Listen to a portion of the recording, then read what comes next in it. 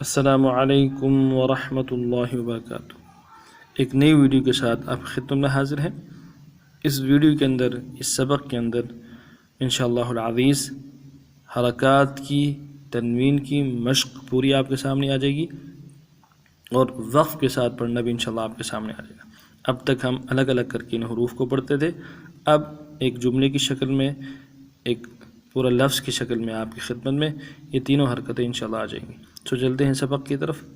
حمزہ زبر آ، حمزہ زبر آ، ذال زیر ذی، ذال زیر ذی، اب دونوں کو ملائیں گے، اذی اذی، نون زبر نا، اذینا، نون زبر نا، اذینا، وقفا اذن اذن۔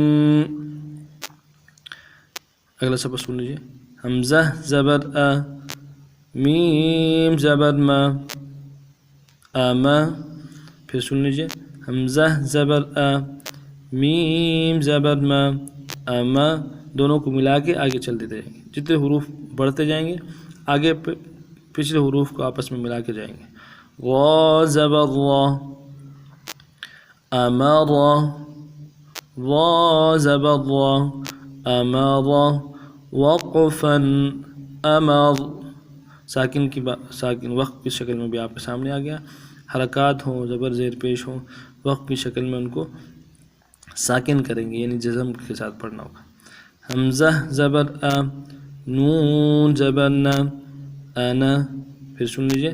حمزہ زبر آ، نون زبر نا، انا، اب جو انا کا جو نون ہے، پڑا نون، فرماتے ہیں اس کو پڑھنے میں تو نہیں آئے گا، البتہ جب وقف کریں گے پھر آئے گا۔ اب وقف کرتے ہیں پھر پڑھا جائے گا۔ وقفا انا، ایک الف مدار میں کھینچیں گے، انا، پھر سبات فرمائیں۔